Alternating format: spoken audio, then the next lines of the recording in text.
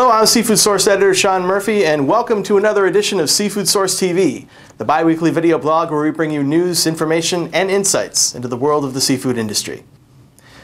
Last week, the International Court of Justice in The Hague made a ruling that put to rest a dispute that has been simmering over the past 8 years between the nations of Peru and Chile. At issue was just where the geographical border in the Pacific Ocean lies between the two countries. The seafood industries of both nations have been holding their collective breath over the issue, as a redrawing of the border could have serious impact on the Chilean and Peruvian fishing industries. In the end, the border was redrawn, costing Chile some waters used as artisanal fishing grounds, but allowing Chile to keep some 38,000 square miles of prime fishing area. It's a mixed bag of victory and loss for both countries, and joining us now via Skype to talk a little bit more about this is Paula Bonnet, the editor of I Love Chile News, an English-language newspaper based in Chile. Paula, thanks for joining us today on Seafood Source TV. You're welcome. Well, let's get to the principal area that's been discussed. There's an area, I guess we could call it a triangle, for want of a better term, of about 38,000 square miles, and it's just inside the border of the Chilean waters. Can you tell us a little bit about that area and why it's so important to the Chilean fishing industry? Okay, this area, this triangle, that's really hard to explain without a picture. Right. It's about 38,000 square miles of Pacific Ocean. Chile currently controls that area and claims to have gained control of that through agreements in the 1950s. Right. However, Peru claims these were fishing treaties, not actual agreements that matter, and that the zone has never been settled.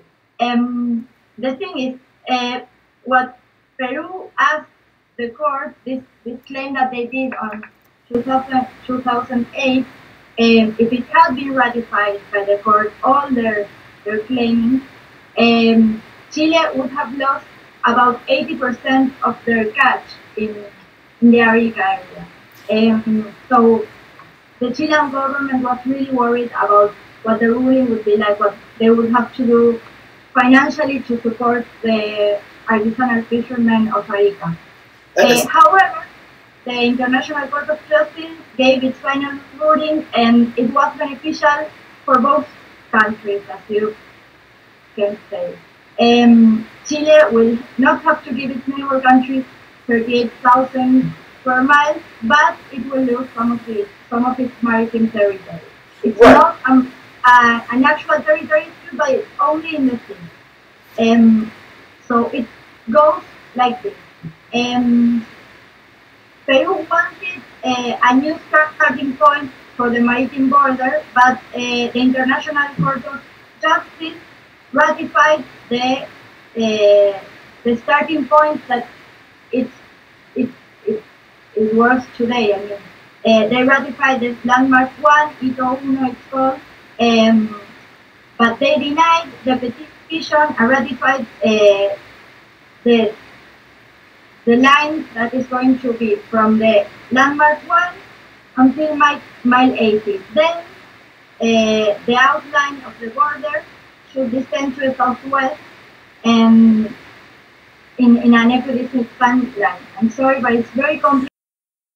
Right. I mean, essentially what we're talking about is the border was changed, but and in doing so, Chile did lose some area that it used to control before, but not that critical area of 38,000 square miles. That area is still something that is well within Chile's borders, so they still can fish it just like they always had. So why is that area so important? What makes that triangle of space so valuable?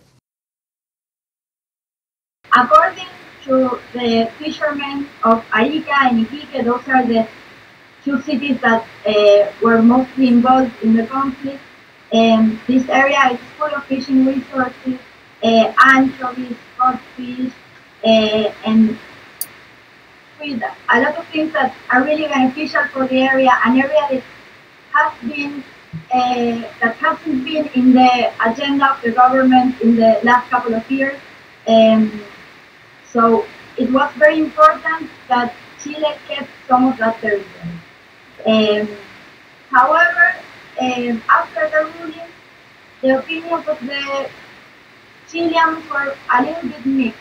The government, both the actual president, Sebastián Piñera, and the president-elect, Michelle Bachelet, stated that the ruling has been beneficial for Chile without a bullet, as you would say, but the fact that the maritime border ends at mile 80 and not at mile 200 like it was before is apparently a sad loss.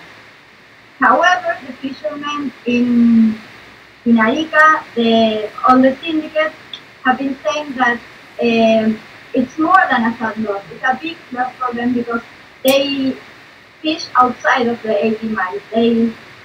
Some of the resources they depend on that can be found at 200 miles offshore.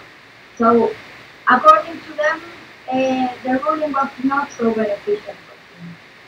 Yeah, that was what I was going to get at next, is that, to the far outside edge of Chilean waters, there was a big chunk that was taken away from this ruling, which means that some of the artisan fishermen are going to really lose out here.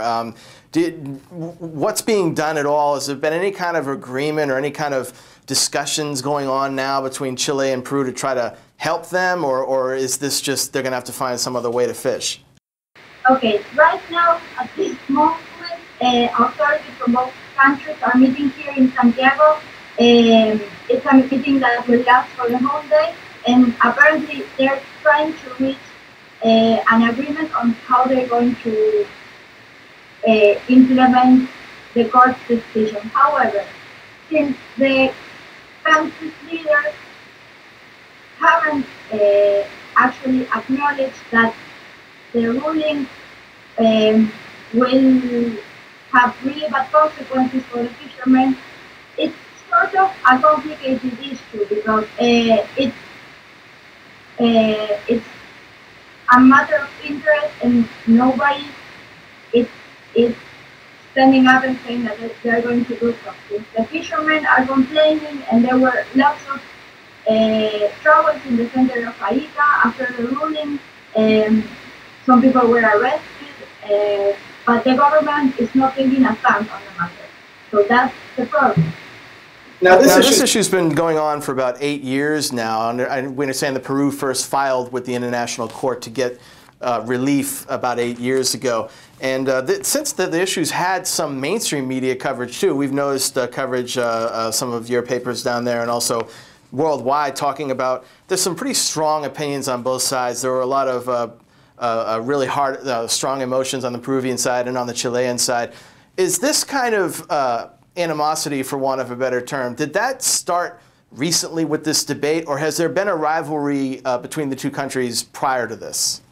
To tell you the truth, this is a conflict that's been going on for more than a century now. You can say that Peru's collective psyche has been wounded since the Pacific War that happened in 1873 to 1883, I guess.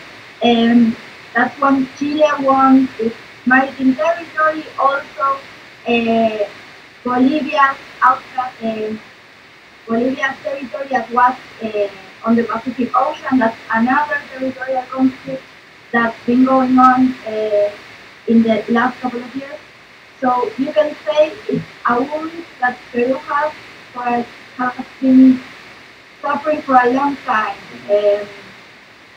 They only filed this complaint to the International Court of Justice a couple of years ago, but it's a conflict that is inside every Peruvian and also every Chilean.